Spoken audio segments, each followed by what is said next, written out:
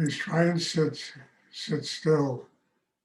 Uh, there's still a class going on, and if people are moving, and it disrupts the whole energy of the meditation. Does anyone have a question? Stuart, Rudy talks about uh, tuning in and finding the ripeness, the sweetness inside, versus tuning in to the tensions and opening more to the tension, but opening to the sweetness. Could you talk about opening to that sweetness inside? Well, look, I talk about this all yesterday yesterday, yeah, when I gave a talk. What I spoke about was that the end goal of this meditation is living with an open heart, living with love, living with sweetness, living with joy, being a happy person. That is the end goal of this. Happy people are enlightened people. Happy people are sweet people. They have found that sweetness inside themselves. So when Rudy is talking, this is basically what he's talking about. The development of the heart chakra, opening and understanding that we're doing all of this inner work and we're building a chakra system that's very strong inside for the singular purpose. God is love. And in order to sustain, the experience of God is love, we have to have a strength that is extraordinary. Can't be just innocence. It certainly can't. Please try and sit still. Hello? Try and sit still. It can't be naivety. It can't be, that type of energy. It has to be sweetness that emanates from fire. The fire is, the chakra system developing. It's the Kundalini force. It's the chi inside us. And out of that power comes an open heart. I mean, look, one of the best symbols of this is just incense. You have to set fire to it, and then you have sandalwood, whatever the rosewood, you have that delicious smell. Well, we are the same way. And what we're burning inside ourselves is just tension. And as we continue to burn that tension inside ourselves, it transforms itself into love, into joy, into security, to be able to live with love and joy, to not be afraid that it's going to be ripped away from you because you have the strength inside to sustain it.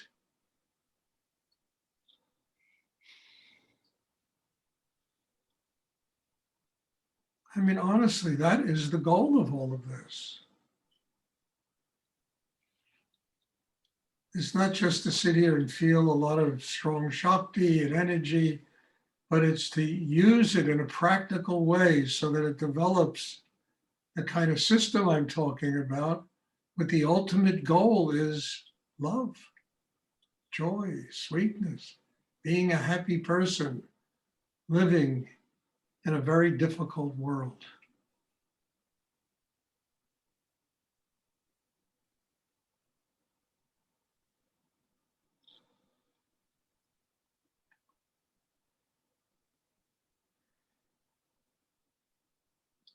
I hope that's clear, because it's such a great opportunity to build that. And that's not something that, look, if that was the natural way that people live, this world would be a lot different. It'd be a lot different. It's something that each human being has to develop in himself. And most people live in a world where they project outside themselves that something's going to take place that's going to make them happy. Something will take place that will turn them on. Money, relationship, this, getting a new pair of shoes, I mean, but it fades quickly into the past unless we develop the kind of system inside that can sustain it. And that is really what this meditation is about. developing that kind of an inner life.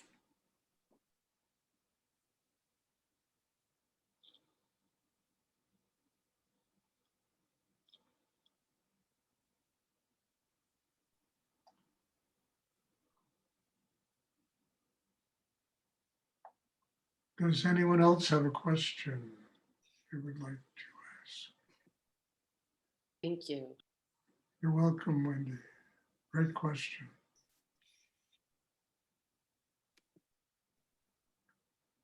Paula, you don't have a question? Of course I do.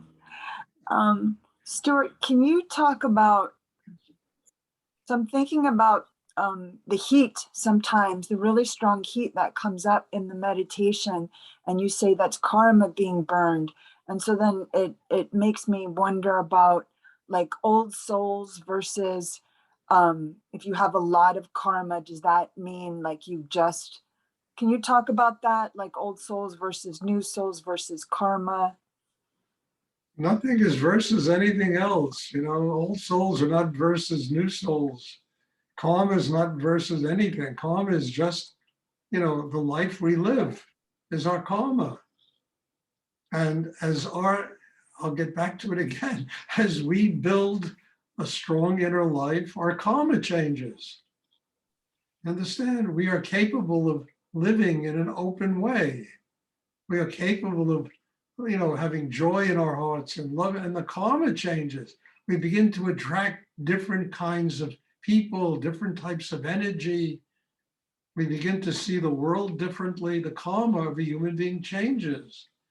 And as far as old souls and new souls, you know, look, I really don't, you know, look, whatever you're old or new soul, you still have tension. Well, I'll tell you an interesting story, okay? Many years ago in Texas, I had a student whose sister had, I think it was, you know, cerebral palsy. And she came to live at the ashram for about a month. And I used to do a healing work with her every day, just about every day. And it used to drive me crazy. I couldn't understand, how could somebody so pure and so beautiful inside herself be stricken with a problem of this nature? And one class, after about a week or two of doing this work with her, I began to see that this woman, she was about 30 years old at the time, you know, was a new soul. It was her first incarnation. And the shock of being born created the condition that she had to live with all her life. And it was amazing. And I tried to go deeper and find what she did in her, I couldn't find a past life. You know, it was a new soul, and the mother was there too. And she was so guilty, and it was all her fault. And I had to explain to her, I said, this is not your fault. This is your daughter's first incarnation. And the shock of coming into this kind of world is what created the condition. Now, take this to medical science and they'll tell me I'm a lunatic, you know? But it was so real what I saw. And the, you know, the evolution of this person inside herself, that it really gave me a very profound insight into this whole thing of old souls, new souls, and, you know, that's why you can't blame, you know, all these people that chase money and greed and all these politicians. These are new souls. You understand? They are so trapped in Maya, and the glitter of Maya is so strong. You understand? They don't have the capacity to get past it. I mean, Donald Trump, I see him, he looks like a new soul to me, you know? I mean, crippled inside by life.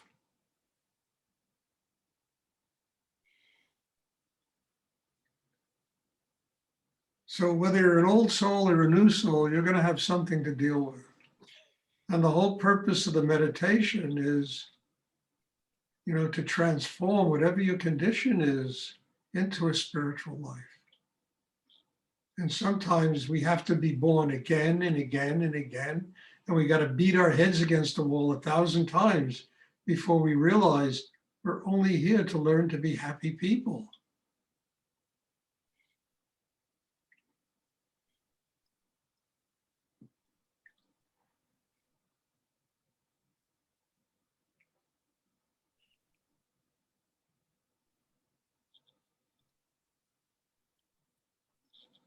Thank you, Stuart. You're welcome. Does anyone else have a question they would like to ask?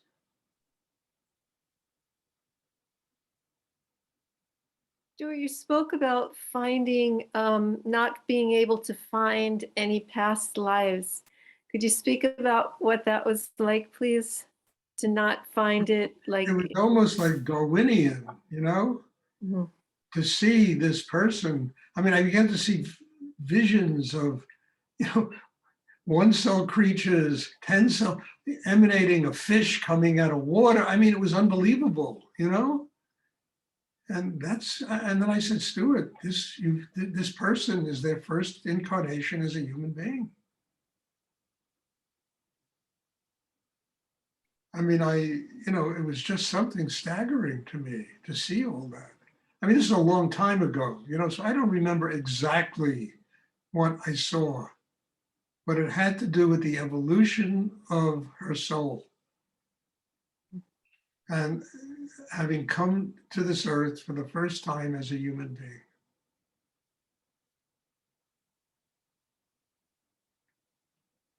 I mean, this took place, I think, 1976, 77, like that. It's a long time ago. Do you have anything to say about all of these people coming in with autism and various issues? Look, I'm not an expert on that. I mean, I don't know. I'm not an expert on that. I mean, whatever it is, it's the karma of the person that they have to live with. And maybe they're new souls. I don't know, coming and having, I don't know. I can't answer that. I don't have enough experience with that to give you an answer to that. All I know is whatever your condition is, it's your karma. And some people, their condition is pretty difficult and they don't have the tools to work out that karma, so they have to live it out in this lifetime as best they can. And then in their next lifetime, there's a new incarnation.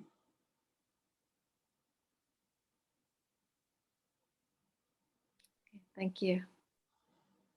So I just don't, I can't answer that. It's not my expertise. And, there's so many different conditions that people have. You can't have, expertise in everything. And Yeah. Many of them seem very advanced. very I think- smart, yes, Yes, extremely smart. very smart, but Yeah. socially inept. They have a very difficult time Mm. dealing with the tension and the, problems that go on the planet Earth. So I don't know. It's I don't know. Are they first time, 50th time? Well, I don't know.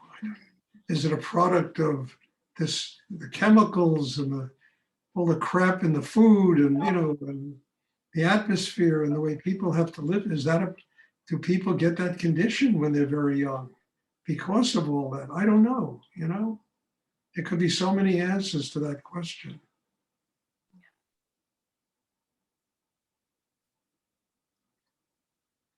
Thank you.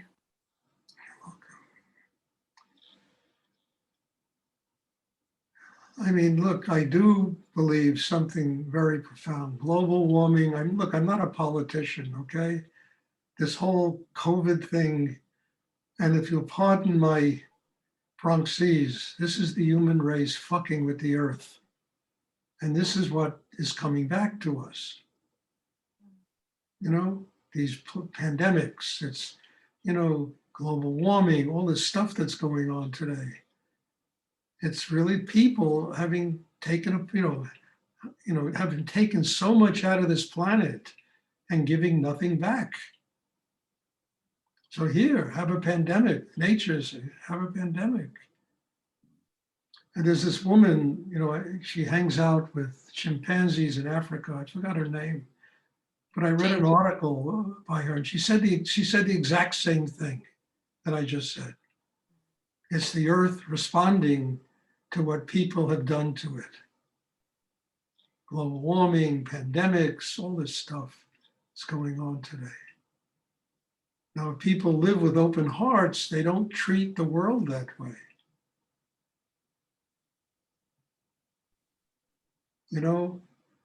They get past greed in this profoundest sense, of really tearing the earth apart in order to make money,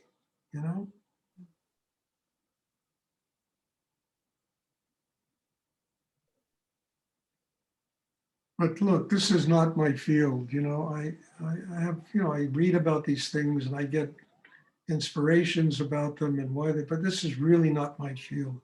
My field is helping people to build systems inside that are strong enough to be able to reach that goal of truly living here like happy people. This is what I do.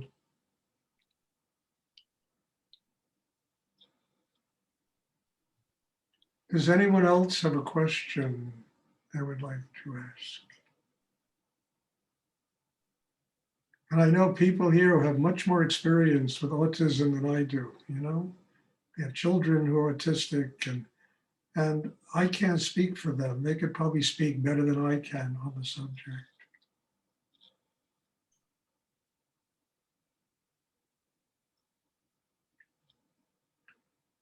Does anyone else have a question they would like to ask?